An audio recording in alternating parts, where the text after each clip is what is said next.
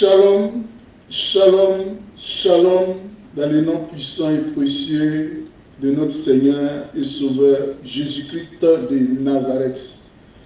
Béni soit le Seigneur Jésus-Christ qui chaque jour nous comble de ses biens et son amour pour nous ne tarira jamais. Bien-aimés, nous allons aborder ce thème ô combien de fois important, à savoir, ne forcez pas la main de Dieu. Ne forcez pas la main de Dieu. Avant de rentrer dans la prédication proprement dite, nous allons écouter l'un de mes morceaux tirés du second album intitulé Dieu nous interpelle, et le titre de ce morceau est ainsi libellé Caméléon, chrétien caméléon. Bonne écoute.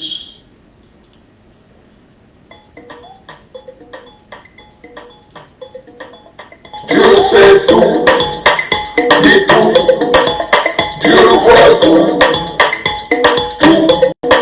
il est partout, partout, rien n'est caché devant lui. Caméléon, chrétien caméléon, caméléon, tu as beau changer de couleur, caméléon, il est omnipotent, omniscient, omniprésent.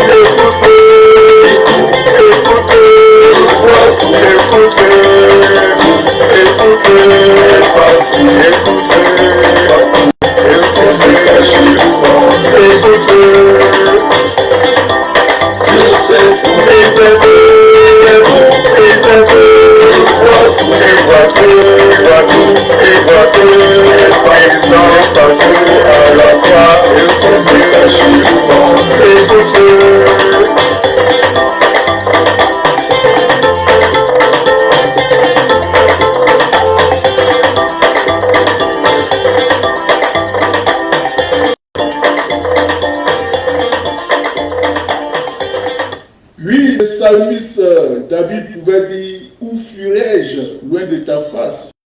Dieu sait tout, il voit tout, il est partout. Bien-aimés, le terme de cet enseignement est ainsi libellé, ne forcez pas la main de Dieu. Ne forcez pas la main de Dieu. Dieu a toujours eu des bons plans pour nous. Mais combien de fois nous avons forcé la main de Dieu pour avoir ce que nous avons? Et malheureusement, je l'ai dit, parce que quand Dieu bénit, sa bénédiction n'est suivie d'aucun chagrin. Mais si deux fois nous forçons la main de Dieu, Dieu est obligé de nous suivre. Et malheureusement, on souffre. Quoique nous avons reçu ce dont Dieu a permis. C'est pour ça qu'il y a des gens qui vont parler de volonté permissive et de volonté parfaite. Combien de fois? Et quand je méditais dans les livres de 2 Rois 20, c'est l'histoire du roi Ézéchias dans 2 Rois 20. Quand j'ai médité, et le dernier verset, la Bible nous disait que Manassé avait 12 ans quand il était roi, après la mort de son père Ézéchias. Manassé avait 12 ans. Et à partir de ce verset, le Saint-Esprit a commencé à m'enseigner en me disant que Ézéchias avait forcé la main de Dieu. Mais avant d'arriver au test de 2 Rois 20, nous allons lire aussi un test tiré de 1 Samuel 8, où on a vu le peuple de Dieu, Israël, a forcé la main de Dieu en demandant un roi. Israël a forcé la main de Dieu en lui demandant un roi. Malgré les interpellations, Israël a maintenu sa décision et Dieu lui a octroyé un roi. Et nous savons ce que ce roi a fait. Sans plus tarder, nous allons lire dans le livre de 1 Samuel chapitre 8 et vous allez voir tous ce que Dieu a fait par rapport à ce que le peuple de Dieu lui avait demandé, par rapport à ce que Israël avait demandé. Alléluia. Lisons la parole dans le livre de 1 Samuel chapitre 8 au moins. Je lis la parole de Dieu. Lorsque Samuel devint vieux, il établit ses fils juges sur Israël. Son premier né se nommait Joël et le second Abijah. Ils étaient juges à Beersheba. Les fils de Samuel ne marchaient point sur ses traces, ils se livraient à la cupidité, recevaient des présents et violaient la justice. Au fur et à mesure, voilà, je vais expliquer. Donc, Samuel, nous savons que c'était un bon prophète, c'était un bon juge qui craignait Dieu. Et jamais il n'a été corrompu. Mais voici que, devenant Dieu, il a établi ses fils. Vous voyez que affaire de Dieu, là, ce n'est pas affaire d'héritage. Ce n'est pas parce que ton père ou bien ta mère est servant de Dieu que d'emblée, toi aussi, tu es serviteur ou bien servant de Dieu. Voici Samuel qui a marché devant Dieu avec crainte. Mais voici quand ses enfants se sont comportés. Verset 4. Tous les anciens d'Israël s'assemblaient et vinrent auprès de Samuel à Rama, c'est son quartier général. Il lui dit, si tu es vieux et tes enfants, tes fils ne suivent point sur tes traces. Maintenant, établis sur nous un roi. Est-ce que vous avez compris? Établis sur nous un roi, comme il y en a chez toutes les nations. Vous voyez, établis sur nous un roi, comme il en a chez toutes les nations. Israël avait pour roi Dieu, l'Éternel. Mais voici que Israël veut faire comme les autres.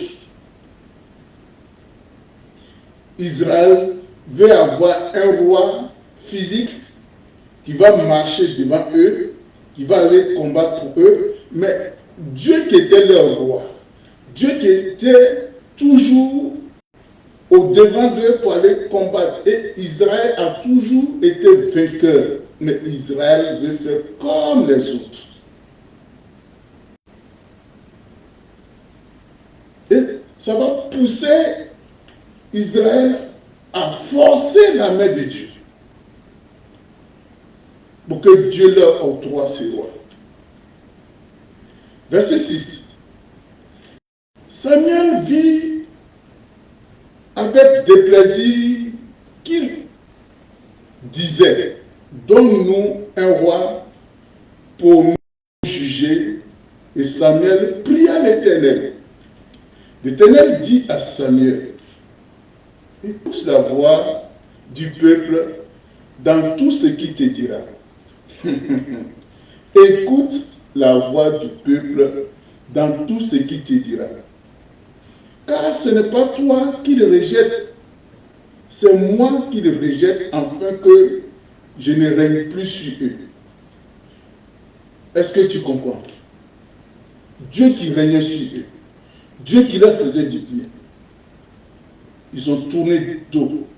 Ils veulent faire comme les autres peuples.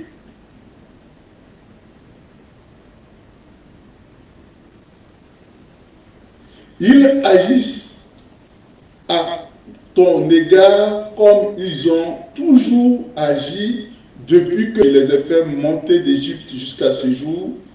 Ils m'ont abandonné pour servir d'autres dieux.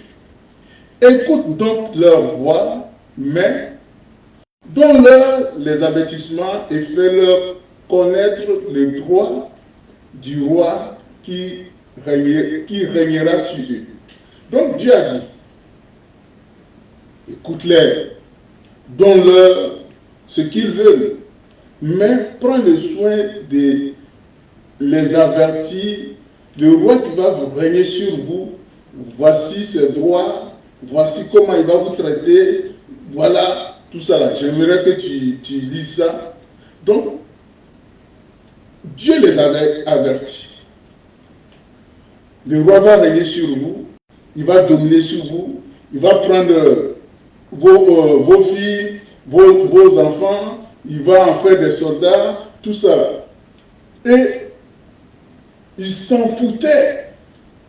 Ils s'en foutaient. Ils ont dit à Samuel, ce que nous voulons, donne-nous un roi. Donne-nous un roi qui va marcher au-devant de nous, qui va nous juger, tout ça. Vous voyez. Donc, J'aimerais que tu lises ce passage. Comme c'est long, je vais sauter un peu pour qu'on puisse arriver à temps, parce que c'est du temps limité. Alléluia. Verset 19. Voilà, comme j'ai dit, tout ça, ce sont les droits que le roi aura sur le peuple. Au verset 19, voici la réponse. Malgré que Dieu les avait avertis, le peuple refusa d'écouter la voix de Samuel. Et voici ce qu'ils ont dit. Non, dirent-ils, mais il y aura un roi sur nous. Malgré les interpellations, et ils veulent un roi sur eux. Et effectivement, Saül a été désigné roi d'Israël et on sait ce qui s'est passé. On sait comment Saül a marché, on sait comment Saül a conduit le peuple d'Israël. Bien-aimé, toi et moi, nous aussi, n'avons-nous pas forcé la main de Dieu? Malgré les avertissements,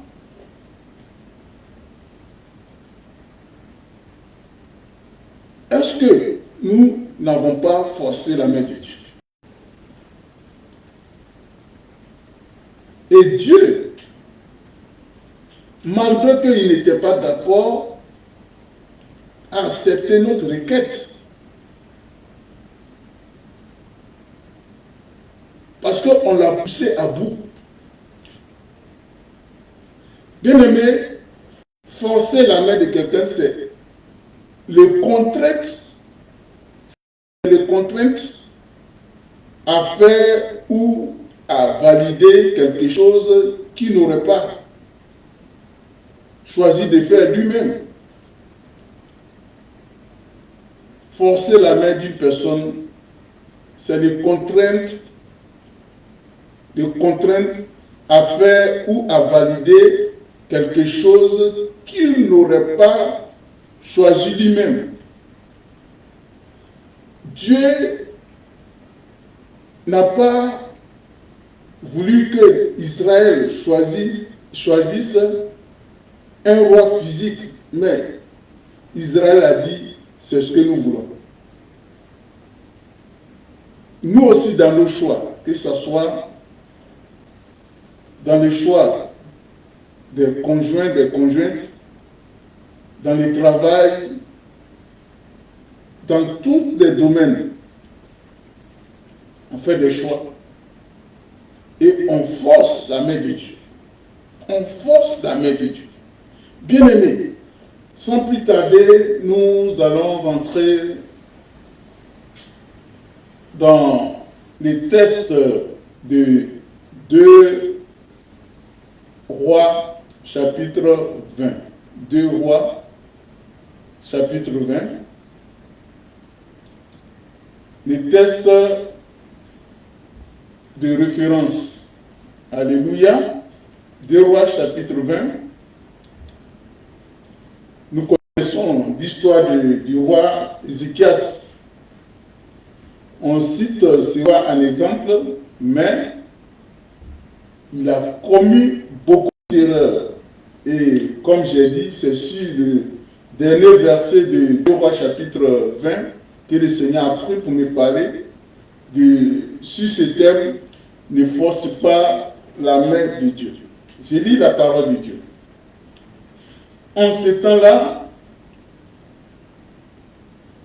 Ézéchias fut malade à mort, et le prophète Ésaïe, fils d'Amon, vint auprès de lui et lui dit: Ainsi parle l'Éternel, donne tes ordres à ta maison, car tu vas mourir et tu ne vivras plus. Ézéchias tourna son visage contre le mur et fit cette prière à l'Éternel. Ô Éternel, souviens-toi que j'ai marché devant toi, devant ta face, avec fidélité et intégrité de cœur, et que j'ai fait ce qui était bien à tes yeux. Et Ézéchias répandit d'abondantes larmes. On va s'arrêter là. Bien-aimé, Ézéchias était un roi intègre qui craignait Dieu. Et voici qu'un jour,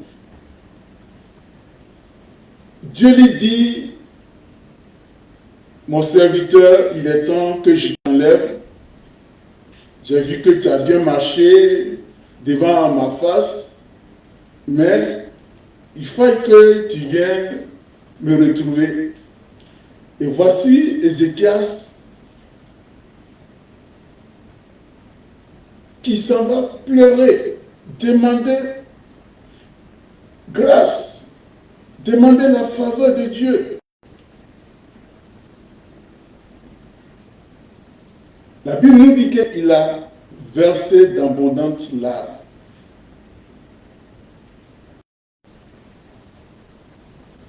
Et Ésaïe, le prophète Ésaïe qui est venu lui annoncer cette nouvelle n'est même pas sorti de la cour royale, que Dieu lui donne un autre message pour lui dire retourne. Alléluia. Ésaïe qui était sorti n'était pas encore dans la cour du milieu lorsque la parole de l'Éternel lui fut adressée en ces termes. Retourne et dis à Ézéchias, chef de mon peuple, ainsi parle l'Éternel, le Dieu de David, ton père. J'ai entendu ta prière et j'ai vu tes larmes. Voici, je te guérirai. Le troisième jour, tu ne mourras. Tu monteras à la maison de l'Éternel. J'ajouterai, écoutez bien, ce passage, le verset 26. J'ajouterai à tes jours 15 années, et je te délivrerai, toi et cette ville, de la main du roi d'Assyrie. Je protégerai cette ville à cause de moi et à cause de David, mon serviteur. Alléluia. Bon, Dieu a exaucé à la prière d'Ézéchias. Dieu l'a guéri. Dieu lui a accordé 15 bonnes années. 15 ans. 15 ans. 15 ans. Bien aimé. Ce roi qui était humble, ce roi qui était intègre, voici, à peine que Dieu lui a accordé sa bénédiction, à peine qu'il a été guéri, l'orgueil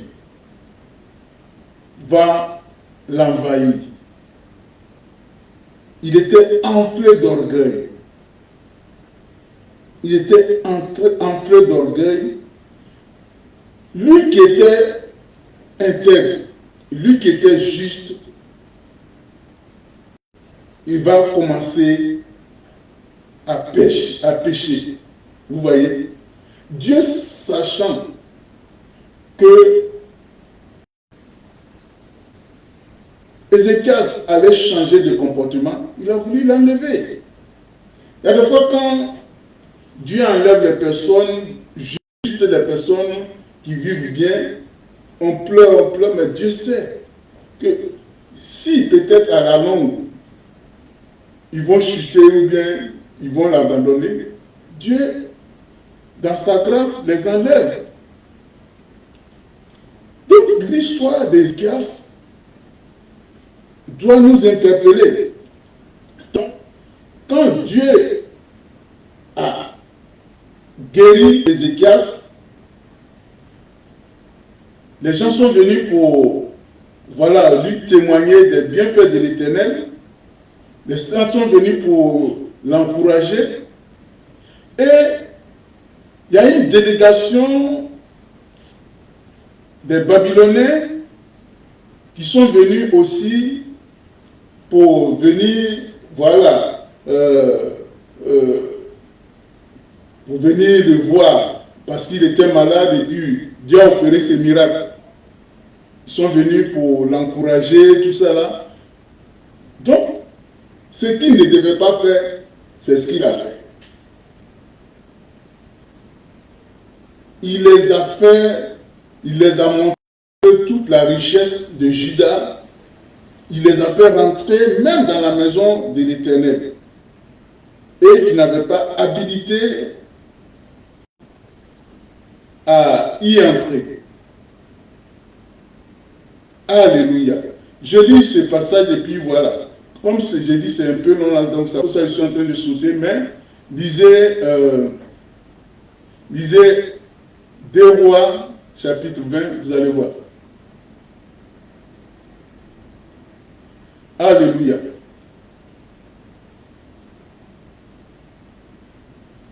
Verset 12. Après sa guérison, en ce même temps,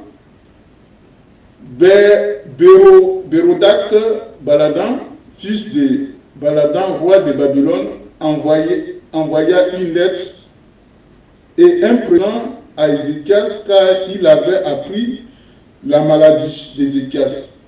Ézéchias donna audience aux envoyés et il leur montra le lieu où étaient ces choses de prix, l'argent et l'or, les aromates et l'huile précieuse, son arsenal, même son arsenal de guerre, et tout ce qui se trouvait dans ces trésors.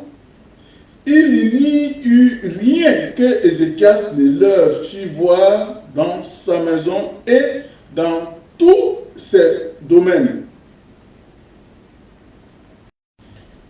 Isaïe le prophète vint ensuite auprès du roi Ézéchias et lui dit: Qu'ont dit ces gens-là et d'où sont-ils venus vers toi? Ézéchias répondit: Ils sont venus d'un pays éloigné de Babylone. Isaïe lui dit: Qu'ont-ils vu dans ta maison? Ézéchias répondit: Ils ont vu tout ce qui est dans ma maison, et il n'y a rien dans mes trésors que je ne leur ai fait voir. Alors Isaïe dit à Ézéchias: Écoute la parole de l'Éternel. Voici les temps viendront où l'on apportera à Babylone tout ce qui est dans ta maison et ce que tes pères ont amassé jusqu'à ce jour. Il n'en restera rien, dit l'Éternel. Et l'on prendra de tes fils qui seront sortis de toi, que tu auras engendrés, pour en faire des eunuques dans le palais du roi de Babylone. Voici la réponse d'Ézéchias. Ézéchias, en fait, non seulement après sa guérison, il était enflé d'orgueil, et c'était toute cette crainte qu'il avait pour l'Éternel, c'était pour lui seul. C'était un égoïste. Ézéchias était égoïste. Il faisait ça pour lui et pour lui seul. Il s'en foutait des autres. Regardez un peu la réponse. Malgré que le prophète Isaïe est venu pour lui dire: Voici ce que Dieu a décidé. à cause de ce que tu as fait, il va arriver un temps où les Babyloniens vont venir ramasser tous les trésors que tu leur avais montrés.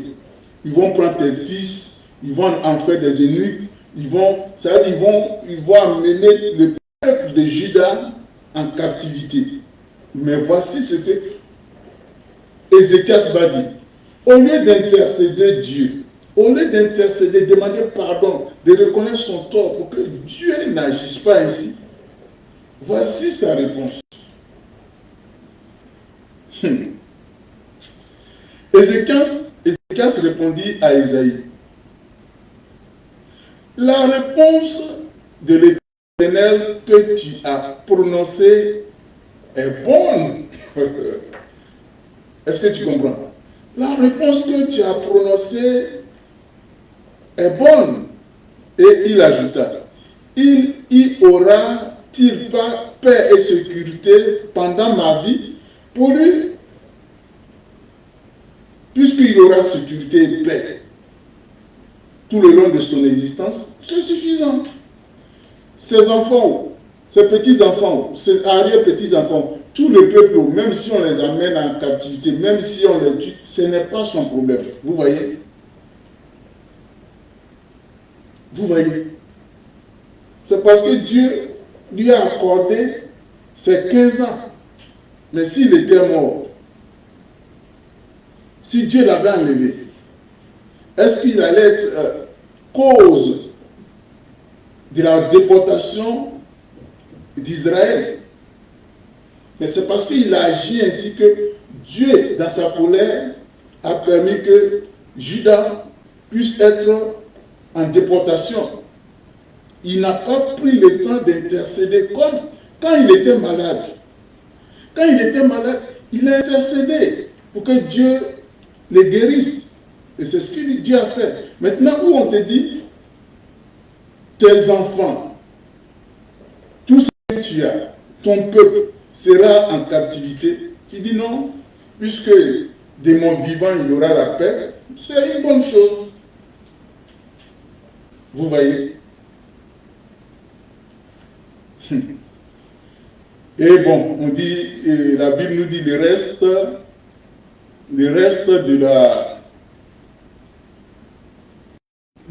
de ce que Ézéchias a fait, cela est écrit dans les livres des rois, des chroniques des rois. Et maintenant, le verset 21, Ézéchias se coucha avec ses pères et Manassé, son fils, régna à sa place. Donc, vous voyez, pendant que Ézéchias était malade, pendant que Ézéchias avait reçu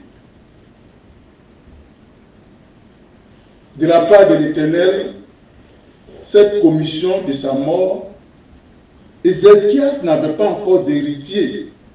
Parce que la Bible n'a pas mentionné qu'en ce temps, il avait des enfants.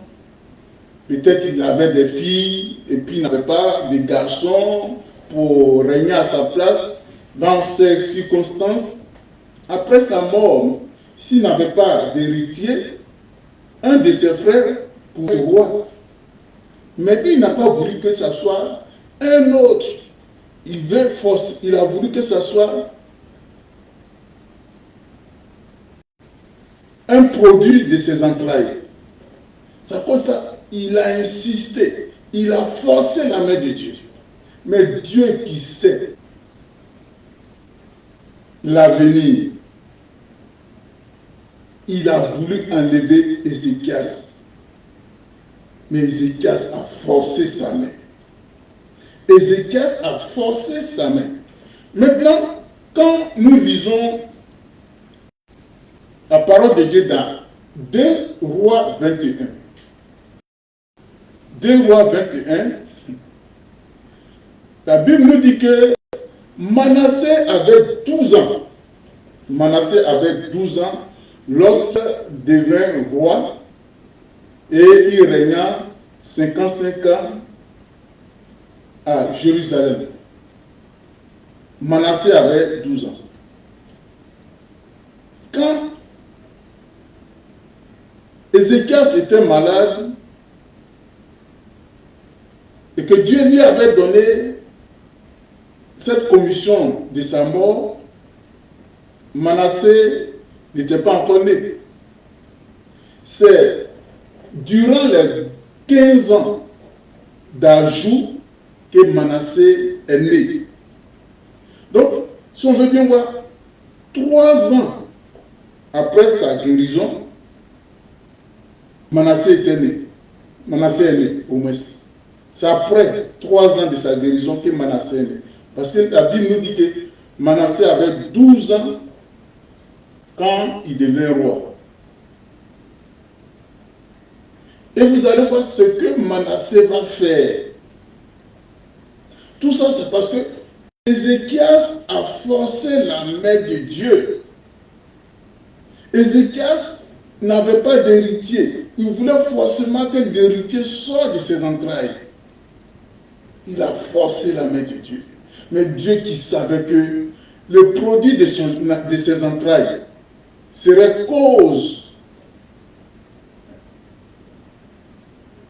une cause pour détourner Israël de l'Éternel. Dieu avait voulu enlever Ézéchias, mais il a forcé la main de Dieu. Il a forcé la main de Dieu. Jusqu'à ce que, Dieu a exaucé à sa prière. Et vous allez voir ce que Manassé a fait. Manassé a adoré pratiquement toutes les étoiles. C'est-à-dire, c'était un roi idolâtre. Quand il lit 2 Rois 21, j'aimerais que on lise et puis voilà, c'est très important, comme ça tu vas savoir, tu vas comprendre pourquoi Dieu avait voulu la mort d'Ézéchias. Parce que ce qui est sorti de lui, son fils qui a régné à sa place là, il a entraîné, Manassé a entraîné le peuple de Dieu à aller adorer d'autres dieux, aller adorer les idoles. Il a entraîné le peuple juda à se détourner de la face de Dieu. Alléluia. J'ai lu la parole de Dieu. Manassé avait 12 ans quand il devint roi. Voilà. Verset 2. Il fit ce qui est mal aux yeux de l'Éternel, selon les abominations des nations que l'Éternel avait chassées devant les enfants d'Israël. Vous voyez, quand tu lis dans le livre de, je crois, Genèse, Dieu a dit à Abraham que tu seras père d'une multitude, mais que tu saches que tes enfants seront esclaves dans un pays qui n'est pas les leurs, et il va les ramener dans ce lieu où tu es à présent, où Abraham était, quand les péchés des Amoréens seront à leur comble. Depuis Genèse. Et quand cette parole s'est réalisée, effectivement, les Israélites étaient en Égypte. Ils ont été esclaves. Et quand Dieu a vu que les Ammonites, les péchés des Ammonites étaient à leur comble, Dieu a fait rentrer Israël à Canaan. Nous savons que les Ammonites, c'était des idolâtres. Mais la Bible nous dit que les péchés, ou bien les péchés que Manassé a commis, étaient plus que les péchés que les Ammonites ont commis. C'est ce que ce passage nous dit. Le verset 2. La Bible nous dit, il fit ce qui est mal aux yeux de l'Éternel selon les abominations des nations que l'Éternel avait chassées devant les enfants d'Israël. Il bâtit les hauts lieux qu'Ézéchias, son père, avait détruits.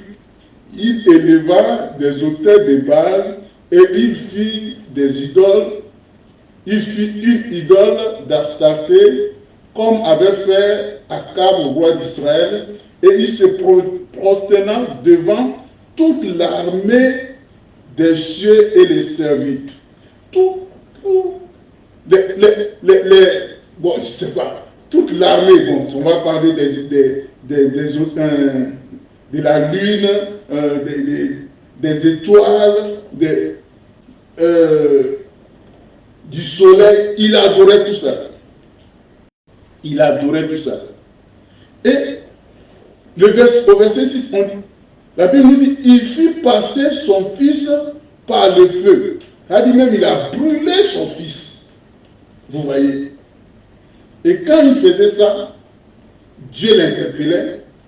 Il faisait ça, Dieu l'interpellait, jusqu'à ce qu'on l'amène en captivité en Babylone. C'est vrai, il s'est repenti, Dieu l'a ramené, mais il a fait que Israël s'est éloigné de la face de l'Éternel. Vous voyez. Pourquoi?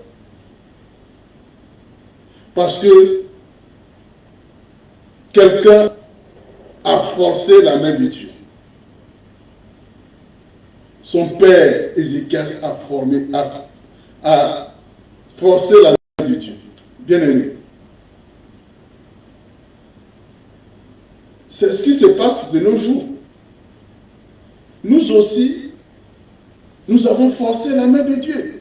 La dernière fois, comme j'ai dit, forcer la main de Dieu, c'est contraindre Dieu à faire ou à valider une décision qui n'a pas été prise par lui. Mais comme toi, tu sais ce que tu veux, c'est ce que tu veux, c'est ce que tu veux, c'est ce que tu veux. Il dit, ok, comme c'est ce que tu veux, je te donne. Ou bien moi, je te donne ça. Quand tu vois ça, toi, tu as tes critères de choix. Bon, voilà ce que je veux pour toi, mon fils, ma fille. Mais tu dis niet, tu dis non. Il dit, ok, comme ce que je t'envoie, ça ne te plaît pas, bon, fais ton choix. Et on attend des fois peut-être, oui, si, voilà, si Dieu était dedans, ça n'allait pas aboutir. Mais ici, quand on a lu les tests on a lu le test de 1 Samuel 8, Dieu n'était pas pour que Israël choisisse un roi. Mais ils ont insisté, ils ont insisté, ils ont insisté. Il leur a accordé ça. Il a accordé au choix d'Israël. Donc il y a des choix que toi, tu vas faire ou bien tu as fait. Mais Dieu n'était pas pour. Mais à force d'insister, Dieu t'accorde.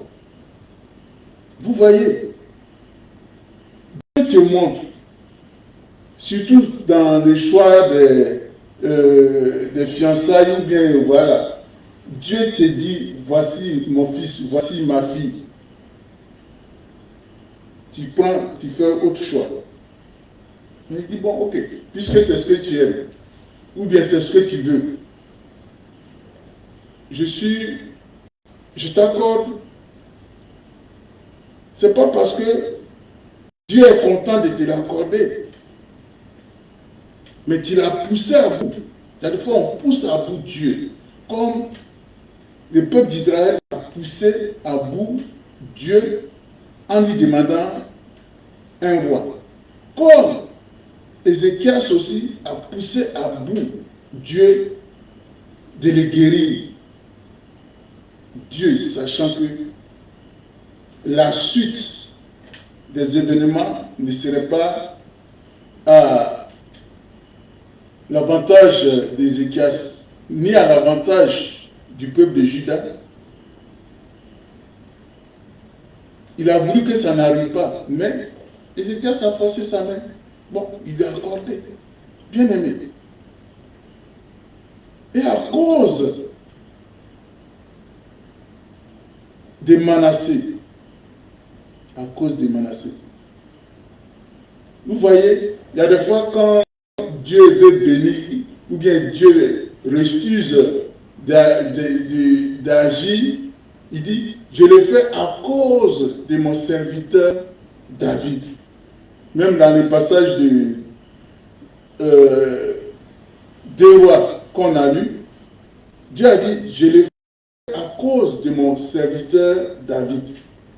Donc, David, c'est comme une empreinte indélébile que Dieu, quand Dieu voit cette empreinte, même s'il est fâché, il se dit, à cause de David, je ne le fais pas. Mais Manassé aussi, à cause de ces péchés, ces nombreux péchés, à cause de ces nombreux péchés, vous voyez, lui aussi, c'est comme une empreinte indélébile. Quand Dieu voit ça, il dit, je fais ça, j'agis, je détruis à cause du péché de Manassé. Vous voyez. Et si Ézéchias n'avait pas forcé la main de Dieu, et si Ézéchias avait accepté mourir tôt, est-ce que les événements qui se sont passés après allaient arriver? Non. Bien-aimé, Dieu a pour nous des bons projets. Dieu a pour nous des bons projets. Mais des fois, et plusieurs fois même, on force sa main. On force sa main. Malgré les avertissements, ça peut, Dieu, la Bible nous dit que Dieu nous parle d'une manière, tantôt d'une autre. Par rapport à la circonstance de la vie, par rapport à la manière dont les gens se comportent, ce sont des avertissements. Mais on s'entête. Et on veut faire comme. On veut que Dieu fasse comme on veut. Il dit, ok, comme c'est ce que tu veux, prends. Je t'envoie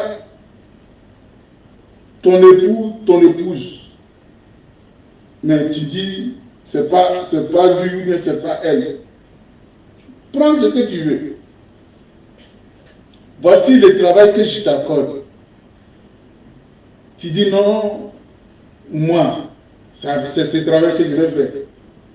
Je préfère aller travailler, prendre un autre travail. Ok, prends.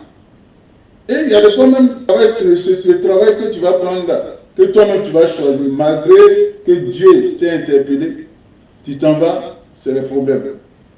Que ce soit pour le travail, que ce soit au niveau des relations entre l'homme et la femme, que ce soit même au niveau des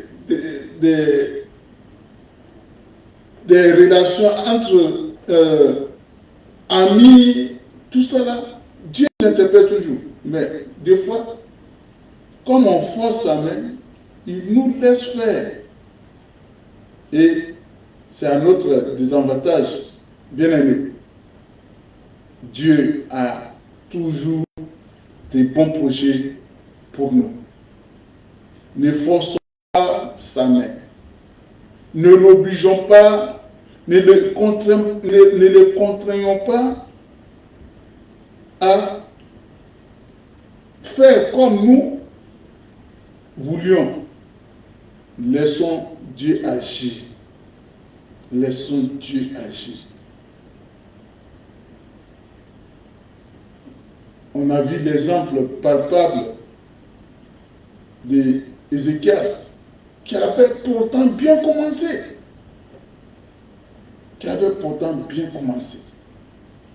Mais qui a mal terminé. Et à cause de lui, ce qui ne devait pas arriver, arriva. C'est parce qu'il a forcé la main de Dieu que Manassé est né. Et si peut-être Manassé n'était pas là, Dieu aurait choisi une autre personne après la mort d'Ézéchias. C'est que même si la Bible ne mentionne pas, il avait des frères qui pouvaient régner après sa mort. Parce que quand il dit, la Bible nous dit que Dieu a dit de donner des consignes à sa maison, à sa famille. Mais égoïste qu'il était, il avait voulu que ça soit le fruit de ses entrailles qui accède au trône. Bon, Dieu l'a permis. D'où ce que d'autres pouvons appeler volonté permissible. Donc, ne force pas la main de Dieu. Bien aimé, ne forçons pas la main de Dieu. Laissons Dieu qui sait toutes choses à l'avance. Dans quels que soient les domaines. Laisse Dieu choisir pour toi. Laissons Dieu toute la plénitude. Laissons Dieu agir. Laissons Dieu choisir. Laissons Dieu nous conduire dans son bon plan pour nous. Comme il a dit, je connais les projets que j'ai formulés pour toi. Ce sont les projets de bonheur. Dieu vous bénisse. Que sa grâce se repose sur chacun de nous. Shalom, shalom, shalom. Et nous allons terminer aussi avec un autre chant de l'album Dieu nous interpelle, qui, pour moi, ça est sur les réseaux sociaux, ça est sur les plateformes musicales. Vous pouvez aller là-bas pour écouter.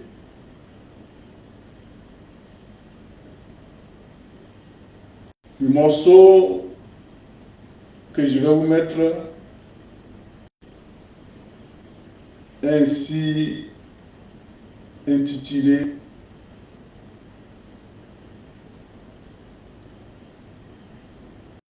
Reviens à ton premier amour.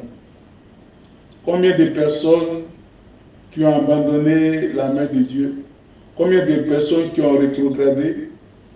Mais le Seigneur te dit de revenir à ton premier amour. C'est très important pour toi et moi.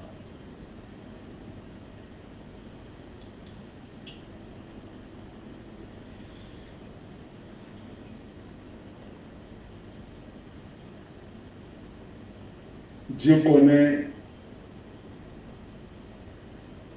ce que tu fais pour lui.